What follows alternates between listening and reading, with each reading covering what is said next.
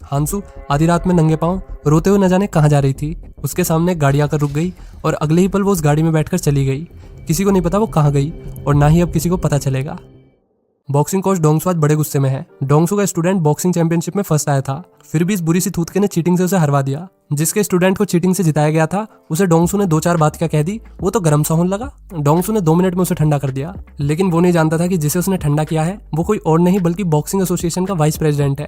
अब डोंगसू को boxing association से बैन कर दिया गया। अब वो ना तो अपने स्टूडेंट्स को ट्रेनिंग दे सकता था और ना ही उसके स्टूडेंट्स उसके अंडर चैंपियनशिप में पार्टिसिपेट कर सकते थे। अब बेरोजगारी के ऐसे बुरे समय में सरकार नहीं बल्कि इसकी दीदी काम आई, जिसने इसे शहर से थोड़ी दूर एक स्कूल में जिम टीचर की नौकरी दिलवा दी। ये वहीं जा रहा था पर रास्ते में इसका टायर खराब हो गया। मुझे लगा ये फूंक मारकर हवा भरेगा, पर फिर याद आया कि ये साउथ कोरियन मूवी है, साउथ इंडियन नहीं। इसके बाद इसकी नजर पास में लगे बोर्ड पर गई। यहाँ पर शुरू में जो लड़की दिखाई गई थी उसकी फोटो लगी हुई थी। पिछले कुछ टाइम से लड़की लापता है। पता नहीं किसने इस लड़की के पोस्टर पर रानी लिख दिया। समझ रहे हो ना मेरी बात? हमारा बॉक्सर बहुत शरीफ आदमी है, वो तुरंत इस वर्ड को मिटाने लगा। अरे अरे आराम से भाई। डोंगसू के लिए जगह बिल्कुल नहीं है। यहाँ आते ही इसने सबसे पहले क्या देखा कि 3 लड़की मिलकर एक लड़की को बुली कर रही है। ये है किम, ये हांसू की बेस्ट फ्रेंड है। इस विलेज में एक लौती है जो हांसू को ढूंढने की कोशिश कर रही है। इन छपरियों ने हांसू का पोस्टर फाड़ा था, इसलिए किम इनसे भिड़ गई। डोंगसू ने ये देखा तो यहाँ पर नेता बनने आ गया। ए बच्चा पार्टी, लड़ाई बंद करो और घर जाओ। ओह हेलो अंकल, आपसे किसी ने मदद मांगी क्या? दूसरों के मामले में टांग मत अड़ाओ। लेकिन तुम तीनों मिलके इसे परेशान कर रही हो। आप दूर से देख के लोगों को जज नहीं कर सकते। डोंगसू भी लाइक। इसके बाद किम हांसू के घर उसकी दादी से मिलने जाती है। हांसू के जाने के बाद अब किम ही उसकी दादी का ख्याल रखती थी। दादी हर वक्त इसी बात को लेकर चिंता में रहती कि हांसू इस वक्त न जाने कहाँ होगी और किस हाल में होगी, उसने खाना भी खाया होगा या नहीं। हांसू की बनाई हुई पेंटिंग देखकर किम उसकी यादों में खो गई, जहाँ वे दोनों बहुत खुश थी। तुम हमेशा बटरफ्लाइज की पेंटिंग क्यों बनाती हो? क्योंकि वे आजाद है। मैं भी बड़ी होकर ऐसी बनना चाहती हूँ जैसी बटरफ्लाइज होती है। मैं खुलकर अपनी जिंदगी को जीना चाहती हूँ। घर जाते वक्त किम का कोई पीछा कर रहा था। वो तो शुक्र है टाइम से बस में बैठ गई। तुम्हें साईं जिम के साथ बच्चों से फीस भी निकालनी है, क्या तुम ये कर सकते हो? सर मैं पहले क्रेडिट कार्ड कंपनी के लिए पैसे वसूलता था, तो मुझे कोई प्रॉब्लम नहीं होगी बच्चों से पैसे लेने में। A few moments later. हे सुनो, तुमने अभी तक फीस जमा नहीं करी। कर दूंगी। फीस नहीं दी तुमने अभी तक। खाना तो खाने दो सर। सर पहले पेट पूजा बाद में काम दूजा। तो मुझे कोई प्रॉब्लम नहीं होगी बच्चों से पैसे लेने में। डोंगसू का पहला दिन स्कूल में बहुत बुरा जा रहा था। सब उसे क्रीप समझ रहे थे। एक तो उसका शरीर इतना तगड़ा, बच्चियों ने तो उसका निकनेम भी गोरिल्ला रख दिया था। बाथरूम में बाथरूम करते हुए उसे किम दिख गई जो स्कूल बंक कर रही थी। वो उसके पीछे पीछे मार्केट तक चला गया। वहाँ पहले उसने पेट पूजा की। हाँ ये कर लो पहले। फिर उसे खिलौने जीतने वाला गेम दिख गया। किम ने भी उसे गेम खेलते हुए देख लिया। वो एक खिलौना जीत के खुश तो ऐसे हो रहा था जैसे उसने क्या ही अचीव कर लिया हो। इससे हमें पता चलता है कि डोंगसू बाहर से कितना ही सख्त हो, मगर अंदर से वो बिल्कुल बच्चा है। पास में ही पॉलिटिशियन जैंग आने वाले इलेक्शंस के लिए स्पीच दे रहा होता है। वहीं डोंगसू की नजर किम पर पड़ी। वो उसका पीछा करते हुए एक बिल्डिंग के पास आ गया। किम यहाँ हांसू के बारे में पता करने आई थी। ये जगह अच्छी नहीं मानी जाती क्योंकि यहाँ पर गैंगस्टर्स और प्रोस्टिट्यूट्स का आना जाना लगा रहता है, इसलिए इन लोगों ने इसे यहाँ से जाने के लिए कहा। तभी डोंगसू भी यहाँ पर आ गया। किम जबरदस्ती ऊपर चली गई। डोंगसू भी उसके पीछे पीछे आ गया। उसने फुल बदमाशी दिखाते हुए लड़की का हाथ पकड़ा और उसे यहाँ से ले गया। डोंगसू से घर तक छोड़ने वाला था, मगर वो बीच रास्ते में उतर गई। अब किम यहाँ से पैदल घर जा रही थी।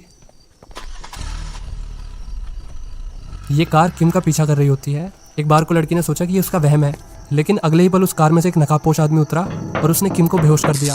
किम का फोन डोंगसू की कार में छूट गया था, इसलिए वो उसका फोन वापस देने के लिए वहीं आ जाता है। इससे पहले कि नकाबपोश आदमी किम को किडनैप करता, डोंगसू वहां गया। डोंगसू को देखकर नकाबपोश वहां से भाग गया। अब ये हॉस्पिटल आ गए। पुलिस भी यहाँ पहुंच गई थी। इंस्पेक्टर इस घटना को लेकर कुछ सीरियस नहीं लग रहा था, और जब किम ने कहा कि वो नकाबपोश आदमी उन्हीं लोगों ने भेजा होगा जिन्होंने हांसू को किडनैप किया था, इस बात को तो पुलिस वाला और हल्के में लेने लगा कि हाँ कार्रवाई चल रही है। ये कहकर उसने हांसू वाले केस को टाल दिया। जब डोंगसू ने अपने हवलदार दोस्त से पूछा कि पुलिस हांसू के केस को लेकर कुछ कर क्यों नहीं रही, हवलदार ने उसे बताया कि हांसू के केस में अभी तक कोई ऑफिशियल कंप्लेंट दर्ज ही नहीं हुई, इसलिए पुलिस कोई एक्शन नहीं ले रही और ना ही कोई उन पर एक्शन लेने का दबाव है। इसलिए डोंगसू ने खुद एक ऑफिशियल मिसिंग कंप्लेंट लिखी और उस पर हांसू की दादी के साइन करवा के अपने पुलिस वाले दोस्त को दे दी। अब वो वापस स्कूल आ जाता है। यहाँ डोंगसू साइड में बैठे आर्ट टीचर को नमस्ते करता है और आर्ट टीचर का रिएक्शन ऐसा है जैसे डोंगसू ने उसे गाली दे दी हो। मैंने पुलिस में कंप्लेंट कर दी है, अब तुम्हें खतरा उठाने की कोई जरूरत नहीं है, पुलिस हांसू को ढूंढ लेगी। आप ऐसा इसलिए कह रहे हैं क्योंकि हांसू आपकी कुछ नहीं लगती। बताइए अगर वो आपकी बेटी होती तो क्या आप हाथ पे हाथ धर के बैठ सकते थे? मेरा वो मतलब नहीं था। मैं हांसू को ढूंढ के रहूंगी चाहे कुछ भी हो जाए। ये कहकर किम यहाँ से चली गई। वो बेचारी बहुत उदास थी और उसे सहारा देने आर्ट टीचर पहुंच गया। आर्ट टीचर से बात करके किम को अच्छा लग रहा था, पर यह डोंगसू को अच्छा नहीं लग रहा था क्योंकि वो आर्ट टीचर को पसंद नहीं करता। तभी डोंगसू की नजर एक खिड़की पर पड़ी जहाँ से धुआं निकल रहा था। वो लड़कियों को धप्पा करने गर्ल्स वॉशरूम में घुस गया। डोंगसू सिगरेट ढूंढता रह गया और इतने में लड़कियां चली भी गई। सिगरेट तो मिली नहीं, पर उसे वहां पर कैमरा मिल गया। वो ये बात प्रिंसिपल को बताने पहुंचा तो प्रिंसिपल उसकी बात सुनने से पहले उसे ही डांटने लगा, वो भी हांसू की बात को लेके, क्योंकि डोंगसू ने हांसू की मिसिंग कंप्लेंट फाइल कर दी थी, जो प्रिंसिपल को अच्छा नहीं लगा। प्रिंसिपल के हिसाब से इससे स्कूल की बदनामी होगी। इतनी गालियां सुनने के बाद डोंगसू ने कैमरे वाली बात अपने तक ही रखी। अकेले में उसने कैमरे की फुटेज देखी, सिर्फ ये जानने के लिए कि कैमरा लगाया किसने है। ये बहुत अच्छा इंसान है, इसने बच्चों वाले सीन स्किप कर दिए। अब डोंगसू को पता चल चुका था कि ये कांड किसने करा है। वो भागा भागा अपने कैबिन में आया और आर्ट टीचर का लैपटॉप चेक करने लगा। उसकी नज़र चैट्स पे गई। आखिरी बार हांसू ने इसी आर्ट टीचर से बात करी थी, यही उसे लेने ब्रिज पे गया था और उसके बाद से ही हांसू लापता है। डोंगसू ने किम को फोन किया और आर्ट टीचर के बारे में सब बता दिया, बट अनफॉर्चुनेटली इस टाइम किम आर्ट टीचर के साथ उसी की गाड़ी में बैठी थी। उसने डोंगसू को टेक्स्ट करके अपनी लोकेशन बता दी। किम में जरा सा भी पेशेंस नहीं है, ये नहीं कि डोंगसू के आने का वेट कर लूं। यही आर्ट टीचर से हांसू के बारे में पूछने लगी और फिर प्रसाद लेके शांत हो गई। आर्ट टीचर इसे अपने घर ले आया था। इसकी बातों से लग रहा था जैसे कि किम को लाइक करता हो। दूसरी तरफ डोंगसू भी यहाँ पहुंच गया था। बाहर वाला दरवाजा बंद था तो वो कूद कर अंदर आ गया। उसने किम को खिड़की से देख लिया था। डोंगसू ने अपने मुक्कों से दरवाजा तोड़ दिया। अब आर्ट टीचर की फट रही थी। डोंगसू ने एक गुस्से में इसे बेहोश कर दिया। अब ये डोंगसू के सामने हाथ जोड़ता है कि इसके खिलाफ पुलिस रिपोर्ट ना करे। डोंगसू ने इसे सारी बातें शॉर्ट में बताने के लिए कहा, क्योंकि उसके बाद डोंगसू को पुलिस रिपोर्ट भी तो करनी थी। तुम्हारे पास हांसू का फोन कैसे आया? उस रात हांसू ने मुझे फोन करके बुलाया था। वो बहुत परेशान लग रही थी। उसके शरीर पे चोट के निशान भी थे। वो पेट्रोल पंप पे उतर गई और उसने मुझसे कहा कि कुछ लोग मुझे लेने आ रहे हैं, आप अब जा सकते हो। मुझे कुछ नहीं सूझा उस टाइम पर और मैं वहां से चला गया। लेकिन थोड़ी देर बाद मेरा हृदय परिवर्तन हुआ और मैं वापस पेट्रोल पंप पर आ गया, पर वहां पर कोई नहीं था। वहीं के बाथरूम में मुझे उसका फोन मिला। इसके अलावा मुझे कुछ नहीं पता। इसके बाद आर्ट टीचर को जेल में डाल दिया गया। इतने सारे एविडेंस होने के बावजूद भी पुलिस वाला ये मानने को तैयार ही नहीं था कि हांसू को किडनैप किया गया है। हांसू का जिक्र होते ही पुलिस वाले ने बात खत्म कर दी। डोंगसू के जाने के बाद हम देखते हैं कि पुलिस वाला किसी को फोन करके सावधान रहने के लिए बोलता है। इससे ये तो पता चलता है कि किडनैपिंग किसी और ने ही करी है और ये पुलिस वाला भी उससे मिला हुआ है। इसके बाद स्कूल का चेयरमैन, जो कि सेम पॉलिटिशियन है जो इलेक्शंस के लिए स्पीच दे रहा था, उसने डोंगसू को स्कूल से निकाल दिया, सिर्फ इसलिए क्योंकि वो हांसू के केस के बारे में ज्यादा ही दिलचस्पी ले रहा था। इसके बाद डोंगसू के पुलिस वाले दोस्त ने उसे बुलाया। पुलिस को हांसू की डेड बॉडी मिल गई थी। किम अपनी सबसे अच्छी दोस्त के लिए बहुत रोई। पहले कम से कम उसे उम्मीद तो थी कि हांसू मिल जाएगी, लेकिन अब तो उसकी दोस्त हमेशा के लिए उसको छोड़ के चली गई। डोंगसू समझ रहा था कि अब किलर किम को अपना निशाना बनाएगा, क्योंकि इस वक्त किलर को सिर्फ किम से खतरा था। दूसरी तरफ डोंगसू के पुलिस वाले दोस्त को दिखाते हैं जिसने चेयरमैन के मुंह से कुछ ऐसा सुन लिया जो उसे शायद नहीं सुनना चाहिए था। इसके बाद उसने खुद अपनी इन्वेस्टिगेशन शुरू कर दी। उसने हांसू का फोन निकाल के उसे रिपेयर करा दिया। फोन ठीक होने के बाद जब उसने कॉल हिस्ट्री देखी तो उसे एक लड़की का नंबर मिला। वो डोंगसू को उस लड़की के बारे में बता ही रहा था, तभी पीछे से किसी ने उस पर हमला कर दिया। इसके बाद डोंगसू बाहर जाकर उस लड़की से मिलता है जिसका नाम पुलिस वाले ने लिया था। उस लड़की ने शुरू में तो कुछ नहीं बताया, लेकिन थोड़ा दबाव डालने के बाद उसने बताया कि हांसू यहाँ गाना गाने आती थी। जिस रात वो गायब हुई उस रात बार में पॉलिटिशियन जैंग, बार का ओनर और पुलिस वाला मौजूद था। परफॉर्म करते टाइम हांसू के पास हॉस्पिटल से कॉल आया कि उसकी दादी बहुत बीमार है और उसे जल्दी हॉस्पिटल जाना होगा। उसने बार के ओनर से जाने की परमिशन मांगी तो ओनर ने अपनी ठरक दिखा दी। बुड्ढे को ना अपनी उम्र का ख्याल और ना ही सामने वाली की उम्र का। ऐसे बुड्ढों को अपनी ठरक में नहीं पड़ जाना चाहिए। खैर वो बुड्ढे के नकली दांत तोड़कर भाग गई। इसके बाद बार के लोग उसे ढूंढने में लग गए। इस लड़की को बस इतना ही पता था।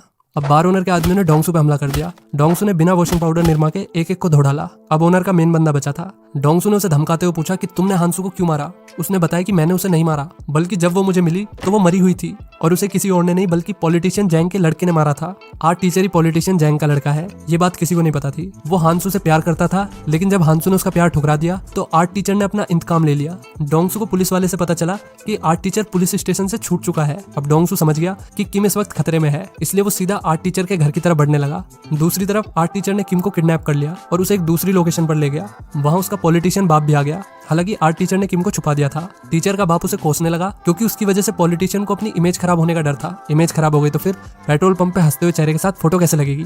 आर्ट टीचर कहने लगा कि हांसू की मौत के जिम्मेदार आप हो, ना कि मैं। इसके बाद पता चलता है कि उस रात जब आर्ट टीचर का बाप पहुंचा तब तक हांसू जिंदा थी। पॉलिटिशियन को लगा कि अगर ये जिंदा रहेगी तो मेरी इमेज खराब हो जाएगी और फिर पेट्रोल पंप पे मेरी फोटो नहीं लगेगी, इसलिए उसने गला दबा के हांसू को मार डाला, सिर्फ अपनी रेपुटेशन बचाने के लिए, या कहो झूठी रेपुटेशन बचाने के लिए। पॉलिटिशियन के जाने के बाद किम ने स्प्रे से टीचर पर हमला हमला कर दिया और वो बाहर भाग गई। लेकिन उसे पकड़ने में टीचर को ज्यादा वक्त नहीं लगा, वो उसे मारने ही वाला था, तभी डोंगसू आ गया। इसके बाद क्या होगा वो तो आपको पता ही है। भाई की चौड़ है, भाई का कहर है। 2 मिनट में इसे ठोक पीट के लड़की को हॉस्पिटल ले गया। दूसरी तरफ पॉलिटिशियन इलेक्शन जीत गया था। ये देखकर भाई का माथा पिनक गया। उसने मेन रोड पर पॉलिटिशियन की कार में अपनी कार घुसा दी। पहले तो उसने ड्राइवर को पेला, इसके बाद वो पॉलिटिशियन की तरफ बढ़ने लगा। पॉलिटिशियन की सारी पावर भाई के सामने धरी की धरी रह गई। अगली सुबह पॉलिटिशियन और पुलिस इंस्पेक्टर की खबर देश की ब्रेकिंग न्यूज बन गई। पॉलिटिशियन को हांसू के मर्डर के चार्ज में गिरफ्तार कर लिया गया था। आखिरी सीन में डोंगसू को दिखाते हैं जो किम के सिराने अपना टॉय रख के चला गया, जो उसने क्लो मशीन से जीता था। इसके बाद डोंगसू एक नई शुरुआत करने के लिए दूसरे शहर में शिफ्ट हो गया।